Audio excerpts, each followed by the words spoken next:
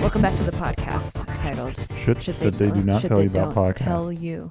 Shit they don't tell Shit you. They don't tell you about podcasts. No, that's not. It's not about podcasts. And my name is Steve Green, and I would like to introduce my co-host Nikki Limo Green. Hi, I'm Nikki Limo Green. And today we have a very special episode that Nikki's actually hosting for us. Yeah, which I thought was very, so you should let me host it. I thought that was very, very good and interesting. Oh, cool. Yeah. I'm glad you give them a preface. It's like you wrote in the beginning of the book, the little forward. It's like you gave me a forward. I'm passing on the baton. Okay, well, thank you. Yeah. Appreciate that, co-host Steve Green.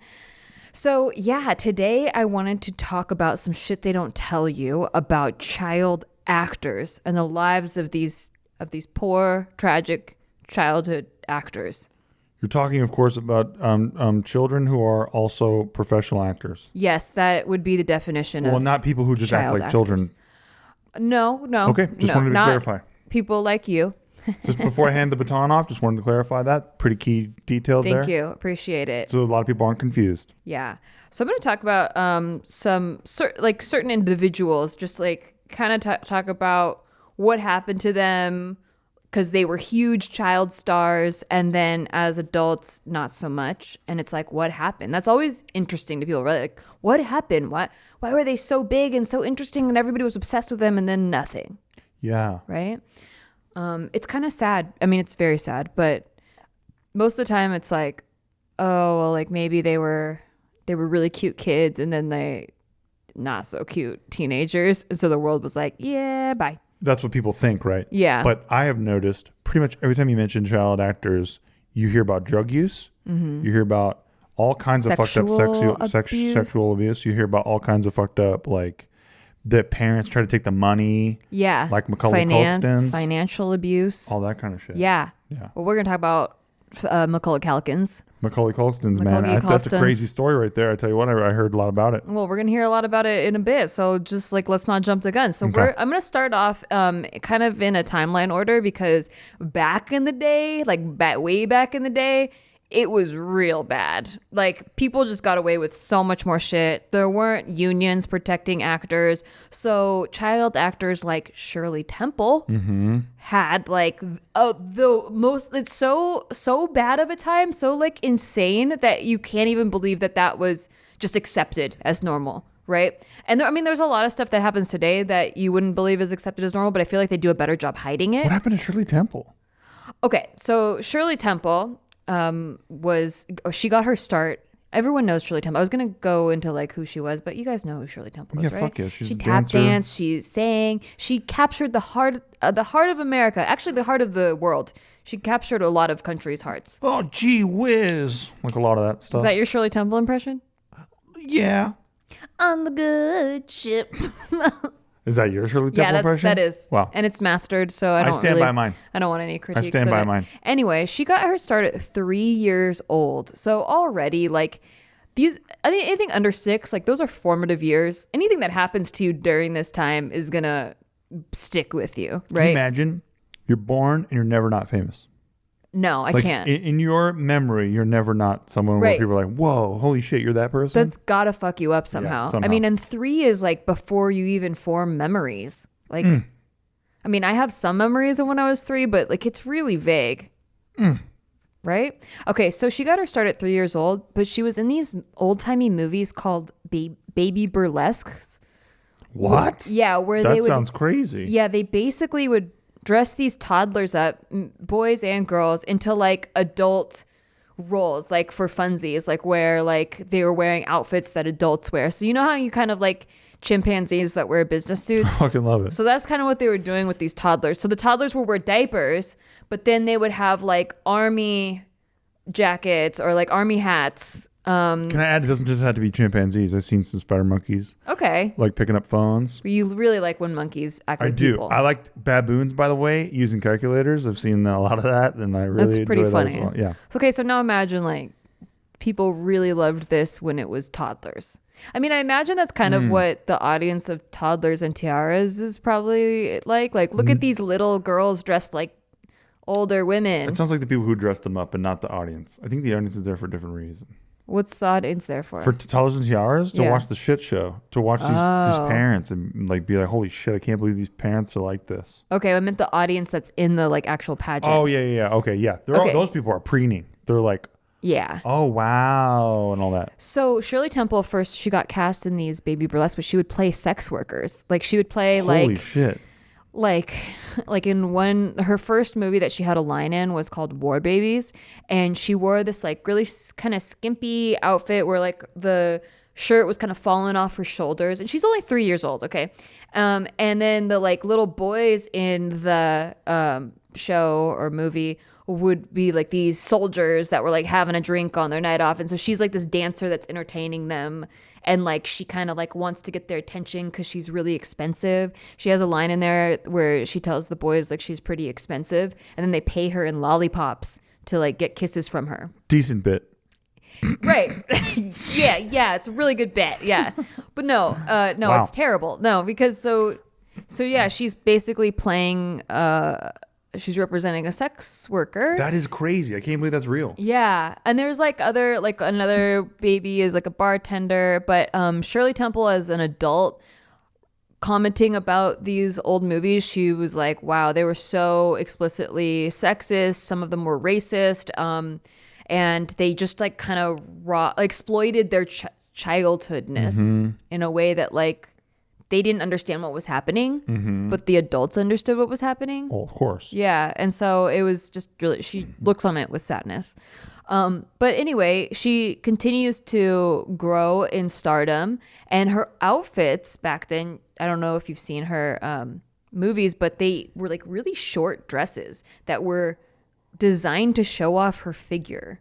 Oh, really? Yeah. I've only seen clips of Little Shirley. Yeah. But that makes sense. And they're always like, her co-stars are always like older men.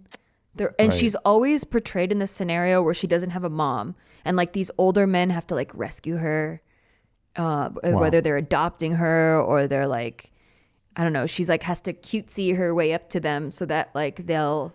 That was always my understanding. It was a lot of, well, Miss Shirley, I'll tell you what you got to do. And like, and then they do a dance number usually. Yeah. But there's like some pictures of like her riding one of the men like a horse, and she's got like a little lasso around his neck, and oh wow, and she's like spanking him. It like looks really interesting, sexual.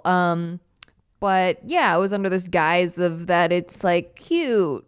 I mean, she was cute as a fucking button. You put her in anything and she was still cute, I guess was their mentality. Yeah. And then they're like, oh, we can get this like cheap shtick off of this. Yeah. And then on top of that, like child labor laws back then were like non-existent, especially in the industry. Like right now today, the entertainment industry is one of the few industries where children are even allowed to work, you know, for that many hours and stuff. But back then, like they would work these kids for like 16 hours, and you know, kids are kids. They get tired and stuff. But if any of them acted up or cried or like was causing any trouble or like wasting any of the studio's money, they would lock them in these like boxes. And they were like windowless, dark boxes, and isolate them from everybody else. And the floor was an ice block. So they had to they were in a dark box sitting on an ice block for however long, like hours. And yeah, Shirley Temple ended up getting ear infections and earaches from it because she was put in the box quite a few times. She was Why? Because the cold. Oh, why was she put in the box? Yeah. Oh, because she was a kid, and so like she was acting up, and then she was doing kid things, or if she cried or whatever, like anything the studio didn't like, they just lock her in a box. Yeah, I can't even believe they could do that. Right? Exactly. It's crazy. Like to the world, these kids had it made. Like they're superstars, and they're like they capture the world's heart. But like behind the scenes, they're treated like animals, literally like just caged animals. Wow. Yeah. And so so there was a lot of that. She also had to work, like they didn't give a fuck like if you were sick or if you like had any issues. Like she had to work the day after getting a surgery. She had to dance on her foot when it was sprained. Like she was just their workhorse. Wow. Yeah.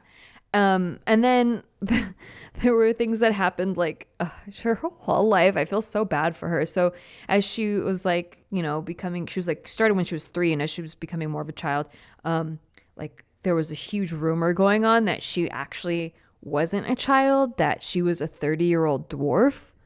And the rumor got so intensified that the Vatican actually sent out a priest to confirm whether or not she was a child. Wait, how do you do that? I don't know.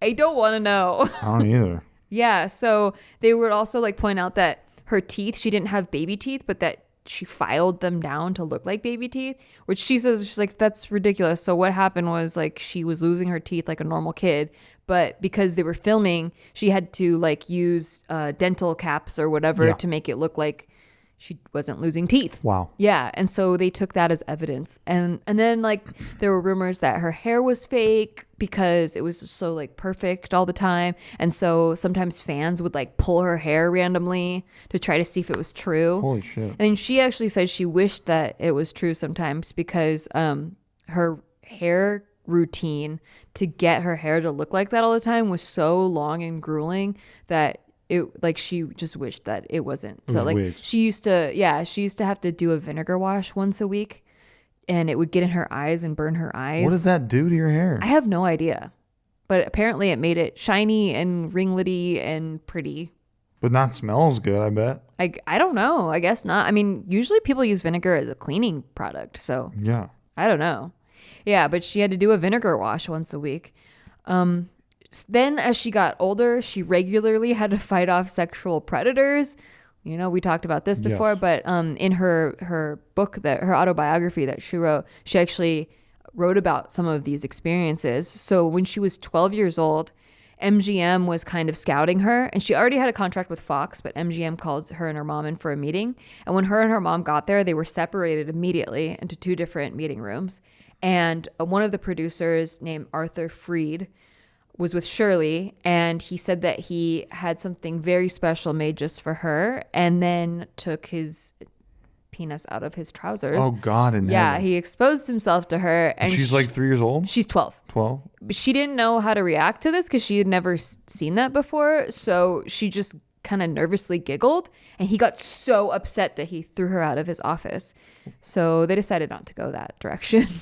I can't believe they let her in there alone. I know. Well, that's what they do. They still do that even today. So I don't know if you've heard any of the like alleged things about Dan Schneider for Nickelodeon. Yes. Okay. So like even that, like there's a lot of actors have come forward and said that when they were cast on the show, they would get invited to these pool parties where you couldn't bring your parents, like you had to be alone. And a lot of the child actors were excited to go to them because It's a when pool you're, party. well, it's a pool party, but also when you're a child actor, like a lot of times you're on shows with just adults. So you don't have anyone your own age to talk to or play with or whatever. So to hear that you're going to be around like other kids is like really exciting.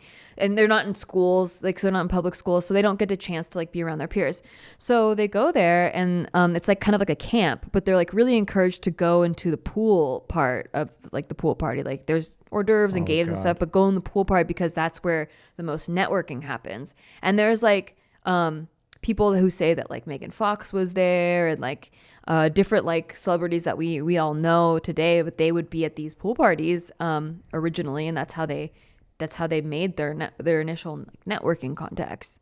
And this is all alleged. There's no way to prove like a lot of this, but like so many stories have come forward about it, and including some stories of parents that didn't want to send their kid off alone to this camp, and then apparently their kid was like blacklisted from kid shows.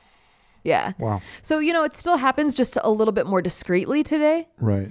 Back then, I think that it was just kind of commonplace. Like, obviously, the internet wasn't around, so the public didn't know about it. But like in the actual industry, like people kind of knew that shit was happening, and that's kind of like how everybody was treated. Yeah. I guess. Shirley Temple though was like, she was kick ass. She dodged a lot of like sexual predators. One MGM executive, when she was like 17, he basically claimed since he was like this big executive, he had a right to have sex whenever he wanted with her. And she was like, no, that's not in my contract. Maybe your contract, but Megan not Fox said that? No, this is Shirley Temple. Shirley Temple, yeah. And then when she was 17, there was another guy, this really well-known comedian named George Jessel, who invited her into his office to discuss a key role, he said. in his upcoming film. And she says, we were standing a pace apart, eyeball to eyeball, and in one swift moment, he opened his trousers and with a sudden reach encircled me with one arm. I could feel his other hand groping to lift my shirt. Hard on, and then she like kicked him in the groin and basically got him off of her. But she like narrowly escaped a lot of these like situations. One guy, she was warned about, like, if he ever approaches you and he has stockings on, that like he's about to do something creepy. Oh my God. And then that happened. They know that, and they're just like, hey, just as a heads up. Yeah. Holy fuck. And then so one day he pulled her aside and she noticed he was wearing the stockings. So she swiftly tried to like leave his room, and he had a switch under his desk that locked the doors. So he locked her in there with him. And then she basically had to like run around the furniture to avoid him. Like they were like like a cartoon of like a coyote and a lamb. Yeah. Not even just like a cartoon, like an old movie. Really. Yeah, exactly. There's a lot of that shit in there. But it's like real. It's like It's so crazy. Yeah, and that was just like expected too. So yeah, and then on top of that, at the end of the day, she was like one of the biggest child stars of her time. Like everybody knows who she is. Even today, everybody knows who she is. And she made $3.2 million throughout her entire career, which in today's money is like $100 million or something like that. But at the end of the day, in her account, she only had less than $44,000. Oh my God. Yeah, she got fleeced. Yeah, her dad ashamedly like admitted that he put it in bad investments and he just like lost all her money. God. Yeah, and he was supposed to put it into a child trust account, but he didn't do that. And there were no repercussions. She says that she forgives him though. Like, holy shit. Yeah. So yeah, and that's not like, that's a lot of these kids' stories is like their parents mismanaged the money. So even if they were like wildly famous, they ended up broke, like Judy Garland. So yes. Shirley Temple was actually originally in talks to play Dorothy Gale from Wizard of Oz. But of course, we all know who ended up playing her was Judy Garland. Because Judy Garland, her vocal range was just so much better than Shirley Temple, and that was just obvious. But yeah, Judy Garland, she was the youngest of 3 siblings. She started performing with her mom and sisters at a really young age because it was very clear that she was super talented. And her mom started really young giving her pills, which she eventually got addicted to and struggled with a lifelong addiction. She would give her amphetamines to wake her up and like keep her energized throughout the day. And then barbiturates to help her sleep, because like the amphetamines are such an upper that it's hard to go to sleep. So they give downers at night. And this is basically like what continued throughout her whole life. But everyone in the Wizard of Oz had a pretty bad time with their costumes. Her in particular was about her figure. So like throughout her entire career, executives, producers and stuff had a real problem with her weight. They would always just like call her fat. They like thought she was like huge in their eyes. Like she needed like to get slimmer, get like just be like thin, and she just wasn't like built that way. So they would give her drugs to keep her thin, and they also had a really tight corset on her the entire time. Oh, there you go. I was like, wait, her compared to Tin Man? I don't think so. So she had a really tight corset, even though she had to do singing musical numbers and dance numbers. The corset was like hella tight because they didn't want anyone to know she had boobs either, because she was supposed to be like, really young. And even though she was a minor, but like she was supposed to be playing like 14 and she was like 17. So yeah, she wore a corset, and then she was given a diet of chicken soup, black coffee, and cigarettes, so she would lose weight and stay thin. And then she had a producer or an assistant like watching her at all times and keeping track of every single thing that went in her mouth, and then they would report it to the MGM executives at the end of the day to make. And by the way, for those of you who are judging, the doctors back then cleared the cigarettes, so it was all good. They prescribed them. That's correct. They said it's all good. Yeah. So don't question the doctors, please. On top of that, there were her ex-husband. Her husband at the time was later. She was married at 17? Yeah. Oh, wow. He remarked that she had a terrible time on set too with the Munchkins, or the actors that played the Munchkins, because they would constantly like reach their hands up her dress and Holy shit. And these were like 40-year-old men, like grown ass men, but they knew that they could get away with it, so they would just Which grope ones, her. man? The lollipop kid? Probably. I bet. Probably. Unbelievable. Yeah. That's crazy. And she was like super nice to them. She gave them like chocolates and all kinds of stuff. But yeah, I mean, I'm sure it wasn't all the Munchkins that groped her, but like even just a handful of them. Well, I would hate to blame all of the Munchkins for only what one Munchkin did. Exactly. Thank you. But there was a group of them.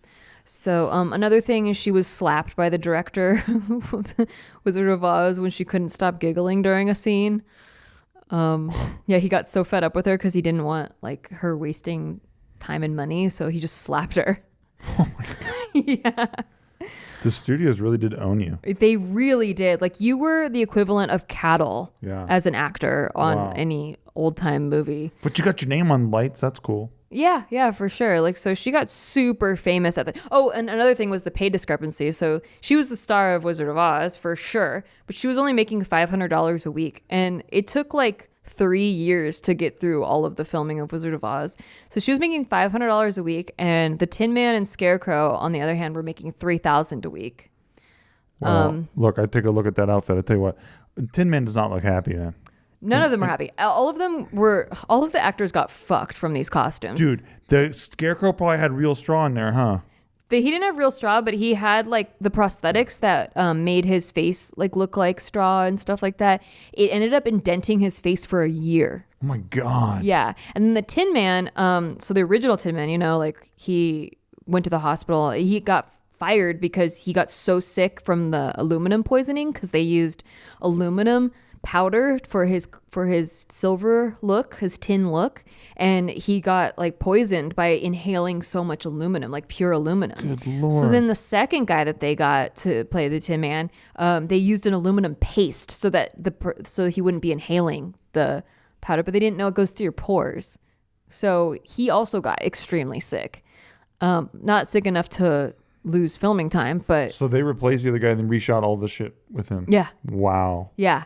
And then the lion, his costume, all of them had to be in wardrobe and hair and makeup for 3 hours minimum every single day. But the lion, his costume was actually made out of a lion. What's it called? The skin of a lion, like what's it called? The hide, pelt, a lion hide. Yeah. It was actually like a full ass lion hide, so it weighed 90 pounds. And it was super, super, super hot. So he would just be sweating profusely all day long. And it was like the job of 2 of the assistants to dry it out every night so that he could get back in it the next day. And then his face prosthetics were so complicated that they wouldn't let him eat on his break. So he had to like eat milkshakes and smoothies and stuff and soup and stuff. And dance around with that shit, bro. But then because the filming dragged on so long, he like eventually put his foot down and was like, I'm gonna eat food, you're gonna redo my makeup. Fuck you. Food now. I want a big plate of food. That's better than the Shirley Temple impression. You think so? I thought my Shirley was way sharper actually. No. But I'm working on my line. I can't believe I just debuted it. Yeah, that was pretty intense. So anyway, after that, like she struggled with her weight all the time, and like she got married and got pregnant and like really just wanted to settle down and have a family and kids, and like she just wanted to do that, but the studios got so mad at her and her mom got mad at her, so her mom like dragged her to an abortion clinic and made her like get an abortion, and she got super depressed, and then they put her back on drugs because she had to lose the weight from being pregnant. Just a lot of shit. And then on top of that, she got fired because like she'd always be late and she would act out because she was addicted to drugs. This is the feel-good story of the century right now. Right? I feel so... Judy Garland, oh my gosh. She's like one of the saddest cases. Yeah. Okay. After we come back, we're going to get...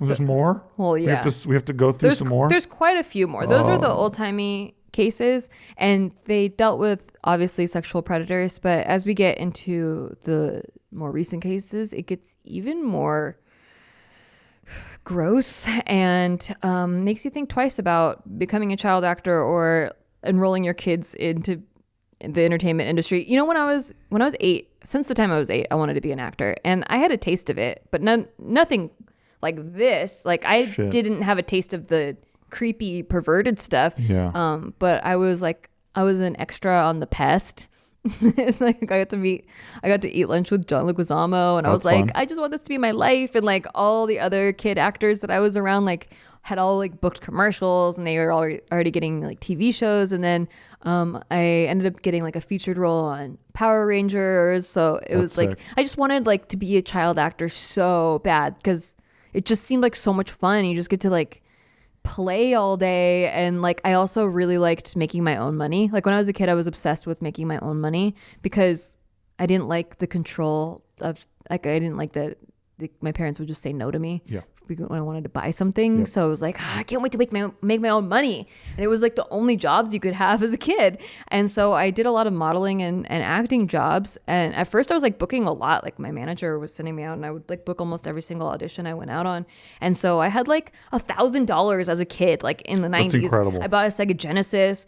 Anytime I wanted to go to a birthday party, I had to buy my friends' birthday presents with my own money. Whoa. Yeah. And I would pull out $20 from my checking and stuff. It was like, wow, I'm an adult, right? And luckily my parents gave me the money too. That was really nice of them. That's true. They didn't have to. Yeah, they could just ate it all. They could have just, because they had to take the day off work to drive me to the set. Wow. Like, so they could have just been like, well, I lost this money not working, so this is payment. But yeah, then my manager died when I was in middle school. So that's why I stopped acting. So who knows what could have happened, because I really wanted it. And you have to jump through a lot of hoops to get it too. You have to get really good grades at your school so that your school signs off on a permit to let you go act, because you can't get a worker's permit if your grades aren't good. And then you have to be on set. Like there's a certain number of hours you have to be in school on set. But the in school on set thing is like a joke. Like they don't teach you anything in those schools. They like basically you're playing hangman for like 3 hours. Wow. Yeah. So, but yeah, when I hear all these stories about like kids that actually made it, I'm like, wow, I thought they had the life of my dreams, and turns out they were just getting abused behind the scenes. Shit. Yeah.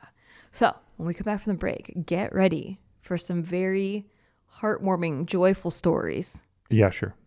We'll be right back. #sarcasm.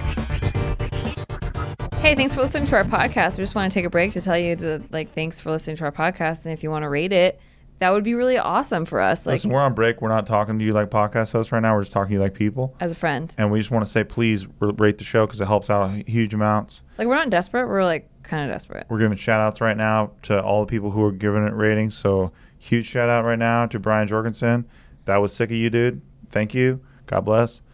Huge shout out right now to Mark W. in Springfield, Connecticut. Back to our podcast. Jenny Blake. Hey, back to our podcast. In Tuscany, and Florida. Back to our podcast. God bless you. Thank you. Steven. Thank you for supporting the show. Okay, and we're back. And we're going to talk about some pretty depressing child actor stories. First, we're very excited to talk about, if you like this show, you can help support this show. Yeah, by going to our Patreon. Patreon.com/sticky. We actually have bonus episodes every month, Shit They Don't Tell You After Dark, as well as a We Just Woke Up episode. And they're both like a different vibe. They're more intimate. They are about stuff that we're going through at the moment that we haven't quite all the way processed yet. And it's pretty cool. And the community over there is awesome. The bomb. We love them. The best there is. So shout out to Sticky Studios. Yeah. We also do live streams. It's a good time. All right.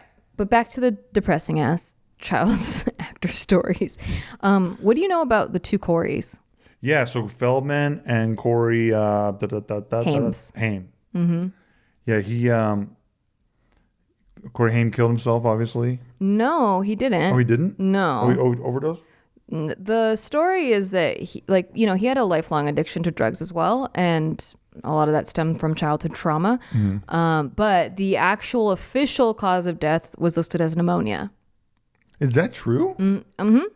Wow. I mean, he was like on a sober path and clearing up, but I think his body just gave out. Like, I think just the long-term effects. Wow, I guess I just lumped him in with all the other horrible stories like that. Because I know he was sexually abused like crazy, and they both were. Yeah, and Corey Feldman's really outspoken about it right now. Yeah. And a couple of instances are pretty bizarre. Like, he came out with a documentary, but it was set to release last year in March, and it was like right before COVID, right? And he had live stream tickets, so anyone that couldn't make it to the actual premiere, you could buy live stream tickets and watch it online.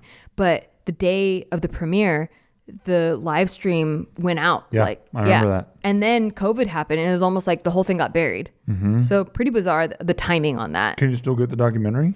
I think so. Okay. Yeah, I think so. It kind of killed the buildup. It really did. Yeah. Like, I didn't hear anything after that. Yeah, me either. I heard a lot of the buildup and then like nothing. But in the documentary, he actually listed 6 of their abusers, and one of them was Charlie Sheen. Oh, god damn. Yeah. So apparently, both of them were molested and abused as kids, but Corey Haim was actually full penetration raped.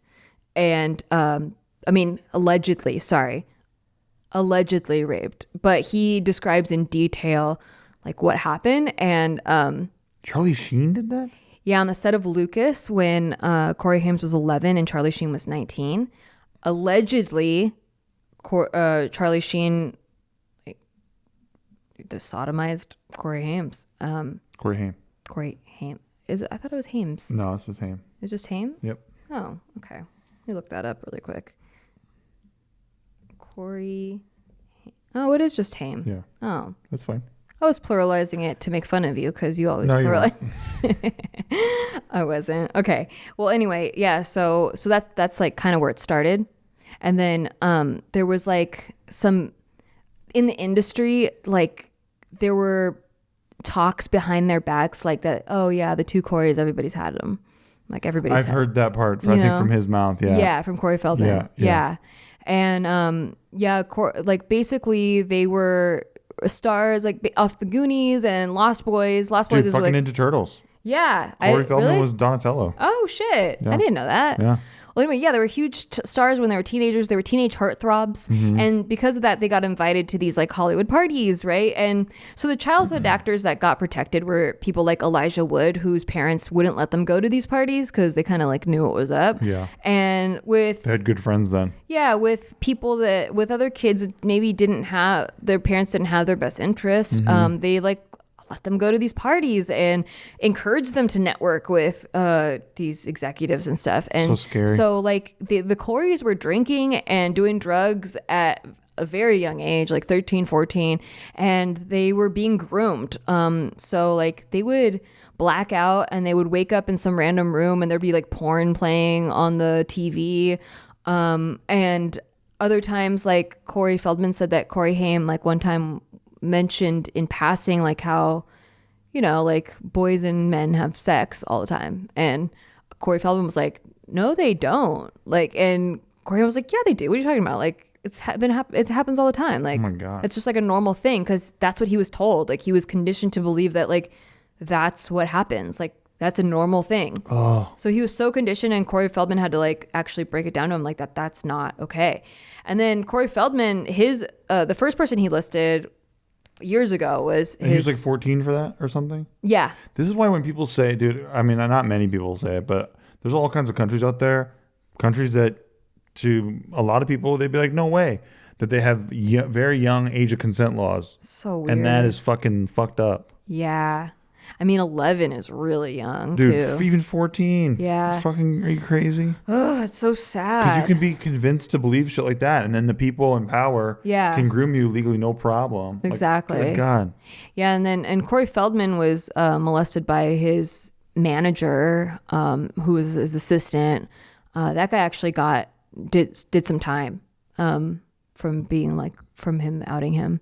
But yeah, So because of that, Corey Haim got into drugs and got addicted because he was just kind of like trying to cope with the pain. Like he had just he was trying to dissociate so that he didn't have to think about it all the time. So he could just be like a normal guy or feel like he was normal. Right. So that's also really sad. And then, eventually he passed away, and Corey Feldman pledged to like tell his story. And so that's why he wrote a book, and he did a documentary years ago, but I guess he was under a lot of legal pressure not to like reveal certain things or do it a certain way. And so with this one, his most recent one that came out last year, it was like a Kickstarter campaign, like it was crowdfunded. So he was able to like do it the way he wanted to do it and tell the story that he wanted to tell. The next person on the list is Drew Barrymore, because I wanted to talk about how, like, sometimes you can bounce back, you know? Yeah, this has not entered her brand at all. Like, if you mention her name, you don't think about that. No. At all. No, you don't. Yeah, you don't think about that. She doesn't, I don't have any sexual natured stories about her, but the partying and drugs. Yeah, that's what you think about. That one is, yeah. So she was born into a family of performers. So her parents were stage performers. So she was like born in the entertainment industry. Her dad was a violent alcoholic, and her mom didn't really seem to have a lot of maternal instincts. So her mom would take her to these parties when she was like 9 years old. And from age 9 to 13, she was going out with her mom like 5 days a week to clubs and parties and doing drugs and alcohol. And her mom would tell her to dance with like different executives and stuff. And like just basically like that was networking, right? And then she became like violent and suicidal when she was 13. So her mom put her into a mental institution, and she was getting rehabilitated, and they actually encouraged her to emancipate from her parents. So she was 14 years old when she emancipated herself, but when she was trying to get her career back on track, the industry wouldn't take her seriously anymore because of her reputation of being this self-proclaimed party girl. Right. And so she would go to auditions and like be laughed out of auditions because they couldn't believe she actually showed up, because she was such a joke. Yeah. And so she ended up getting jobs as like a waitress and like scrubbing toilets. Like she was actually like just doing laborious jobs at 14 because she didn't know how else to pay for an apartment. She was living in an apartment by herself. Like she's like, I had no idea how to run an apartment. There were cockroaches. There was like dangerous people in the alley behind her apartment. She was scared out of her mind. And then eventually she worked her way back up into the industry, and now she has a great career. Like she became very successful, became a director, started her own production company. You know, now I remember her from just like The Wedding Singer and like 50 First Dates and Charlie's like Angels. Yeah, and like all kinds of her adult career. I remember her for her adult career. Yeah, me too. And I wasn't really alive when she was known as like a partier. I remember her from E.T. Yeah. Well, yeah, but and that to me is like huge. And then I don't remember her after that. But we were kids until she was an adult. That movie came out before our time. We watched it as kids later. Yeah, you know. But yeah, we didn't grow up knowing like, oh, Drew Barrymore, she's a party girl. I wasn't like, that's Drew Barrymore either. No, like, I mean, Wedding Singer came out in 6th grade for me, and so like that was I was 12. Like that's or 11. That was like my first like introduction to her as an adult. And I remember my mom being like, that's the little girl from E.T. And I'm like, whoa, that's crazy. Right. But yeah, so she ended up having a good career. Macaulay Culkin also escaped a lot of things that could have led to his demise. So Macaulay Culkin is a very peculiar case. And that was a family, his family acts. You know, his dad was a Broadway actor, I believe. Okay. Yeah, but like ended his career kind of short.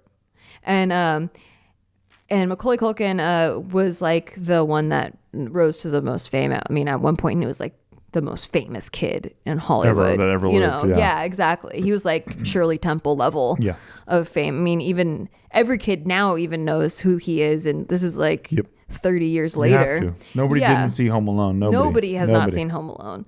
So, with Macaulay Culkin, he had some brush ups with maybe sexual predators, right? But he says that he learned to recognize them from a young age. People have asked him about Michael Jackson because Michael Jackson obviously was accused of some certain pedophilia type situations. Yes. And Macaulay Culkin was very well known to have been hanging around with Michael Jackson a lot. And so in court, Macaulay Culkin actually testified and said that he was never touched inappropriately by Michael Jackson. But he also confirmed that he did share a bed with Michael Jackson more than 10 times. And he added that the singer had an alarm in his bedroom, on his bedroom door, that would alert him if anyone were approaching or was nearby. Okay, that's very normal. Like there was a walkway kind of thing where if somebody was approaching the door, it would kind of like ding dong, ding dong. That's what he testified in court. And when anyone would approach the room, like you'd hear this soft sort of alarm, like a ding dong alarm kind of thing. 10 times? Yeah, and then he also confirmed that he had traveled with Michael Jackson on vacation to Bermuda, spent a handful of evenings alone on Neverland Ranch, and he had even been given a Rolex watch as a gift from Michael Jackson. But he says that he's never been touched inappropriately. And Corey Feldman also had a close relationship with Michael Jackson, and he says that like even though they had a falling out, he was never touched inappropriately by Michael Jackson. Okay. So, and he's very outspoken about pedophilia in Hollywood. So, I don't know. That might clear up something. Did you see what something. their falling out was? No. He says he doesn't want to talk about it, but that they had a falling out. Yeah. And then, regarding money with Macaulay Culkin, everyone kind of knows about that. It was very public when he actually emancipated from his parents at 14 because he didn't have a good relationship with his father. His father was kind of abusive and would consistently humiliate his kids and kind of like what Michael Jackson's dad did. Yes, exactly. Joe Jackson. And at one point the dad was gone for 3 weeks, and the babysitter commented that the kids hadn't even asked where their dad was because the kids all just didn't like him. Wow. So when he was 15, he took his parents to court in hopes of gaining total control over his $17 million earnings. The battle was arduous, bitter, and public, and ultimately ended with the child actor's total emancipation. He did receive control of his money, though. I had thought that his parents kept all the money, but he actually got control of his money. So Britney's lawyer needs to step down for that guy's lawyer. Yeah, exactly.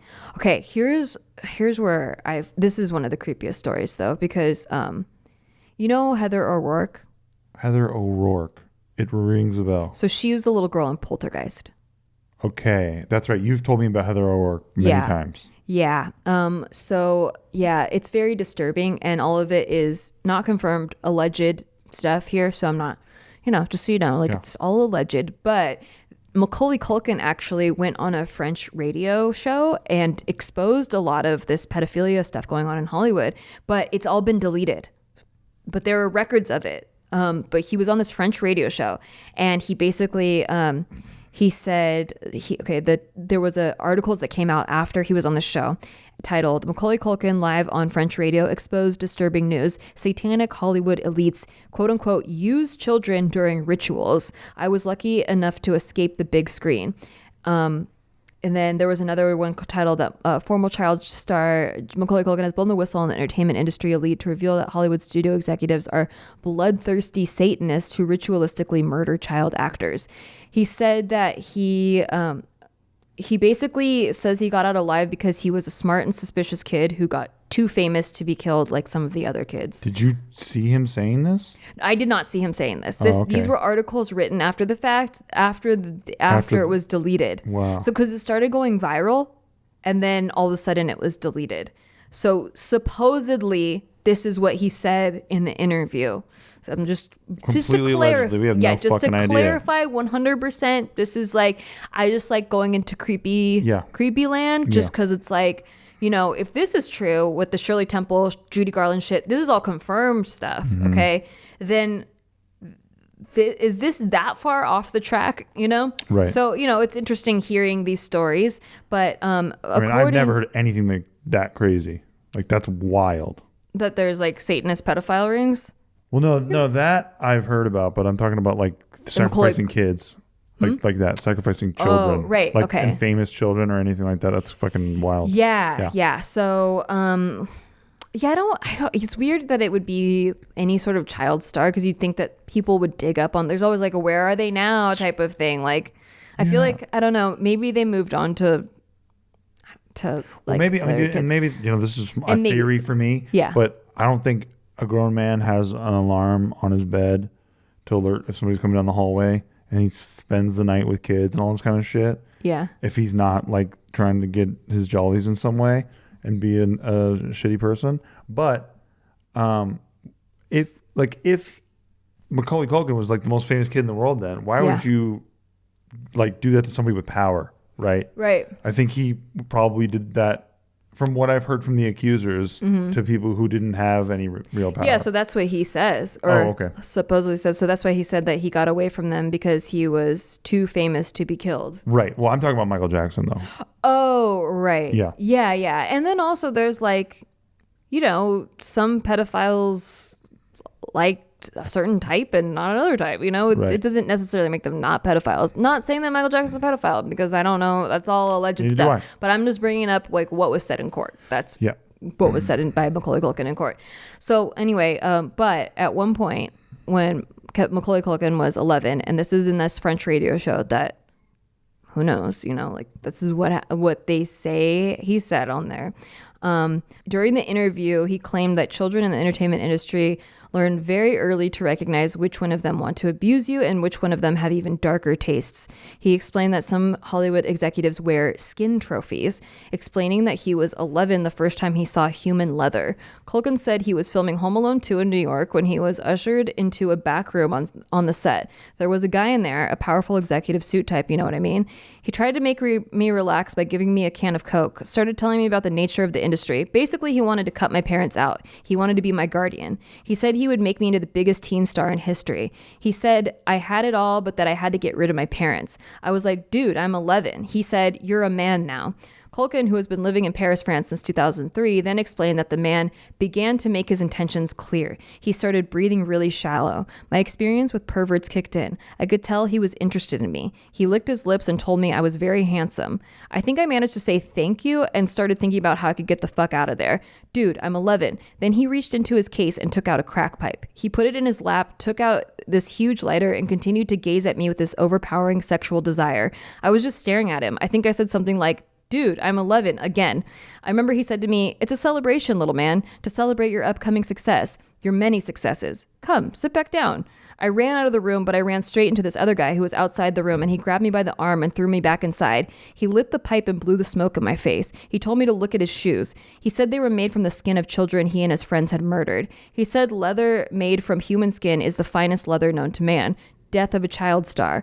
Macaulay Culkin said that the Hollywood executive then dropped a heavy hint about the provenance of the skin used to make his shoes. He asked me if I knew Heather O'Rourke. Yeah, I remember her. I grew up watching Poltergeist. I remember her in Happy Days. She was so cute. Then it dawned on me what he was getting at, and I vomited all over his shoes. Heather O'Rourke was an American child actress discovered by Steven Spielberg when she was visiting MGM Studios and later cast as Carol Ann Freeling in the horror film Poltergeist. She had the movie's most recognizable line, "They're here." After years in Hollywood system, Heather O'Rourke died suddenly and unexpectedly at the age of 12. The official cause of death was listed as, quote, heart attack and septic shock caused by, quote, misdiagnosed intestinal stenosis. In 1988, though many people were left wondering if there was a more tragic story. And then Macaulay Culkin says, let's just say I went off the rails after my experience filming Home Alone 2. I'm 37 now and I'm still processing everything. The things I have seen, Macaulay Culkin said before trailing off and abruptly changing the topic. This interview was in 2018. Jesus. Yeah. There's also these pictures of guys wearing red shoes, which this is when you start to go into like conspiracy land because you see all these like high profile executives and they're wearing red leather shoes, which is like symbolic of a secret society. Like that's like a secret society thing, but we don't know like the origins of the leather shoes. Like, do they represent, children with the blood from their murders or whatever, or rituals or whatever? But then there's these art pieces where all these girls are wearing red shoes as if it's symbolic to like what's going to happen to them, and then they're like all tied up and they're like little kids. It was a Ross party though. Well, you know what happened to her.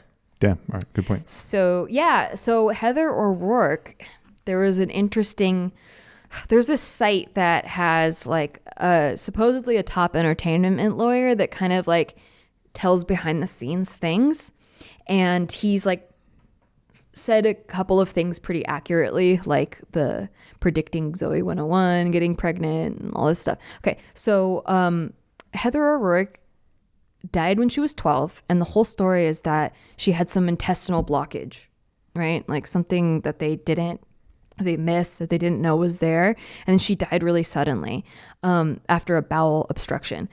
But there, as the story goes with this entertainment lawyer, he says, and this is like, we can't confirm the entertainment lawyer. So this is all still alleged. We can't confirm any of this shit. You can't confirm any of it. But this is just like... We're just in Storyland. Yeah, we're in Storyland, and these are rumors circulating the internet. What if? Okay. And so this, as he says back in the mid-'80s, it was peak child molesting time in Hollywood. There was no internet. There were very, very few mobile phones. Children came to the set where they were left alone by their parents. That still happens. For the next 8 hours, they were subject to every kind of horrible thing you can imagine. Drugs were commonplace. They were used to try and get the kids to not be hysterical when being assaulted. Producers loved casting shows with kids and tweens. If someone pitched a show that involved a handful of tweens with a dozen tween extras per week, it would get a green light. Even if the show was going to suck and everyone knew it was going to suck, if you got the right pedo at a studio, he would just say yes to come for the casting and taping of the pilot. As sad as it is to say, there were a lot of parents who told their kids to go off with the nice man in the suit and do what he says. It was sick time. It was just past the mid-'80s when a producer came up with the idea of a tween show that not only would feature a rotating cast of extras, but would make the studio a bunch of money because they would film quickly and not hire any adults. Further, the faster they filmed, the more time they would have to molest all the kids that would be hanging around. From the first day, it was the worst place on earth if you were a kid. The studio where the show was filmed also had several other shows being filmed there, most of which featured lots of children. Executives would drive over to Hollywood right before lunch and would stay at the studio for several hours each day. Anyway, on this particular show, there was a special guest star, a very special guest star. Still not a tween. Everybody knew who she was. Executives flocked to the studio that day to see her. She was first molested when she was 5 or 6 and had continued to be molested throughout her hit movies and also on a previous show. One of the stars of the show, who has spent her life bouncing in and out of rehab because of what she saw, and who was actually nominated for awards from the show, described the atmosphere that day. And she says, and this is supposedly from an actress that was there on the set, that was on the show. She says, "A bunch of fucking pigs. I had just turned 12 or 13. I was the same age as the actress coming in, maybe a little older. We had been shooting for months and I was old news. They knew I would do whatever they wanted, but they always wanted someone new. This was someone new and someone they all knew.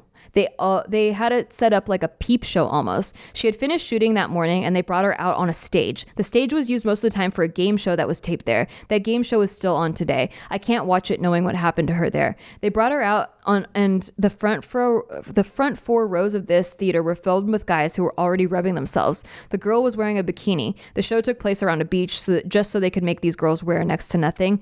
They had her walk around under the lights. The lights were focused on her and she couldn't really see out into the audience. She was squinting. It must have been blinding for her. They had her walk back and forth and then they had her start dancing. All these guys were doing what another star at that same studio got busted for. This went on for about 20 minutes. Then 3 of the guys took her to a different area of the studio. The actress didn't see what happened, but after 45 minutes, one of those 3 guys came running out and said he needed a set medic. Apparently they had inserted something inside the girl and things were bad. The medic came out and the ambulance came. The parents of the girl were told some crap story. The crap story ended up killing the girl because the parents believed the executives. 2 weeks later, the show finished shooting 6 episodes all at once and then everybody was sent on their way forever. No one wanted the kids around or any of the witnesses to what happened. So people put it together because those were the details that were giving that the actress was most likely Heather, the guest star that had to go to see the set medic, because Heather was acting in the 80s and she was not yet a tween, had hit films, television appearances, so that matches. The lawyer claims that the girl was first molested at 5 or 6. Heather was discovered by Steven Spielberg and had her first acting role at the age of 5 in a show called Fantasy Island. So that matches. And the exact television show that these events occurred on, the television show was Rocky Road. But they can't be verified 100%, but the clues seem to indicate that it's Rocky Road, and it was filmed in the same studio as Jeopardy, which is still running today. Great show. And Pee Wee Herman, who was alluded to for being busted masturbating in a theater, that matches, or at least makes sense. And a medic needed to be called because something had been inserted into the girl, which ended up eventually killing her. This could match because Heather died of bowel problems. I see. So that is crazy. Isn't that nuts and so fucking sad? I think that one, that one stuck to me for so long. Yeah. And who knows if it's actually true. We sure hope not. We really do hope not. But it's weird that it suddenly happened, and then you hear all these other stories of things that happened to these kids. And I'm like, wow. So, boy, yeah, dark lives of childhood stars. What's his name? Corey Feldman says, if anyone's ever thinking about letting your kid be a child star, just don't, and like let them be a kid. Just let them be a kid. For sure. Yeah. Holy God. I mean, and this all started, I started going down this rabbit hole because all these Amanda Bynes videos started popping up in my YouTube feed. And with Amanda Bynes, it's kind of like a similar situation to Britney. But it made me wonder, like, how come it's like all these child stars? Yeah, dude. I mean, it's pretty. And with Amanda, with Britney, with like Michelle Trachtenberg, with the Olsen twins, like those were Lindsay Lohan. Those were all like people that I was kind of like jealous of as a kid, where I was like, man, I wish I had their life. Like they're the same age as me. And they like, especially Amanda Bynes getting to be on All That, which was like my dream. It's like the SNL for kids. Mm-hmm. I was like, oh my God, she's so lucky. And then she got her own show.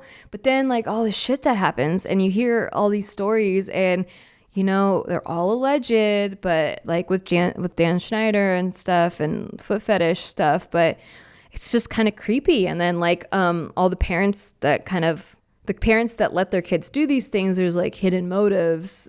Yeah.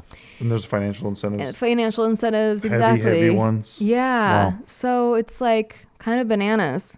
And I feel so bad. My heart goes out to these child actors. And of course, it's not all child actors. I mean, I mentioned Elijah Wood earlier. There is a path that you could take and be an actor and not fall into these circles of entrapment. Yeah, even Macaulay, I mean, he got his money, dude. That's crazy. Yeah. But yeah, it's just that the chance, like taking that chance, you know, not knowing, like your kid's on set for 8 hours and like not knowing exactly what happens. Yeah, that's no. And no, like no good. kids, you know, even not childhood stars, like even just kids who get molested, like or abused or whatever. A lot of them don't tell their parents because the abuser tells them like, all these bad things are going to happen if you say anything. We'll kill your parents. Yeah. So like it makes sense why none of the kids would talk. But yeah, it's really sad. And that's some shit that I feel like doesn't get talked about enough. For sure. I mean, we're just now kind of hearing about all of it. But I'd say it's within the past decade that people started talking about all the horrible things that happened with Judy Garland. I know when I was a kid, I had always heard that Judy Garland got fired from her jobs because she was always late and she was doing drugs. So it was that's the kind of shit they do. Look what they did to Britney. Exactly. It's the exact same shit. So it was always blamed on the media is a weapon. Yeah. And you have to realize that everything, I mean, dude, even NFL news, right? So like, okay, you might not care about this. I'm just talking about how the way that it works, right? Yeah. So like the Colts, we just picked up Carson Wentz. He's a quarterback. And the Eagles, they dealt Carson Wentz to the Colts, right? And the Colts are going, hey, cool, we got him cheap. I think everyone's going, oh, the Colts won this trade because the Eagles are gonna ship off Carson Wentz, and then they still have to pay for a huge chunk of his contract. But guess what leaked the next day in the news? Carson Wentz, had all kinds of problems like in Philly, and like he was not listening to coaches, and like why did that leak out? Because Philadelphia's trying to say we won the trade. We're actually really smart. Yeah. And that's why. And then these news guys, these reporter guys, they're just waiting there for articles and for things to say about it. So they get an official source. Hey, it's the Eagles. Hey guys, did you know Carson fucking sucks ass actually? And like he doesn't care about getting coached, and like he was super intimidated by Jalen Hurts and all that shit. And then everything in media, sports media. Yeah, it's you're not a person. It's maneuvering, right? You're a product. You're a commodity. You're an item being talked about and like manipulated and yeah. We're trying to tilt you a different way so people see you this way. It's branding. Branding. Yeah. It's all branding. Image branding. Yeah, it fucking sucks. And for the the public, for the majority, like eats it up. Like if enough of the media is saying one thing about a person, everyone just starts believing it. They don't stare between the lines. They go, well, Britney must have lost her shit because she shaved her head. She's fucking insane now. Yeah. Did you hear that? It's she not shaved her head. Years later that people are like, oh, I knew it was some other thing, and I knew, and like, no, then where were you? Yeah, that's the thing, right? Like, how did that headline become so pervasive, and how come everyone said the same thing? Yeah, that's why I'm always hesitant when everyone's saying one thing. I'm always hesitant to just agree with that one thing, because Yeah. If you just see it done one time, then you can start to see the pattern how it's done to all kinds of shit. Yeah, once it's a pattern, it's like, how is it happening like this frequently and in the same way? Like it's always like drug overdose. They're crazy. They did to themselves all this shit. Yeah. And you don't look into what caused them to get into the drugs. Yeah. Or any of that kind of shit. It's just wild. Really bizarre. Yeah. So anyway, thanks for listening, guys. Yeah. If you like the show, give it a thumbs up. Go on iTunes, rate us 5 stars, share with your friends. It really helps us out a lot. That's probably like the thing that helps the most is if you really share it with your friends and tell them how great Thanks for coming to Storytime. Completely made up Storytime. Completely made up Storytime. All alleged. Nothing's real. It's all conspiracy. We don't know. We know nothing. I'm just reading things from the internet. It's all rumors. All we know is that we love you. That's not a rumor. That's something we know. All right, we'll talk to you later. Bye.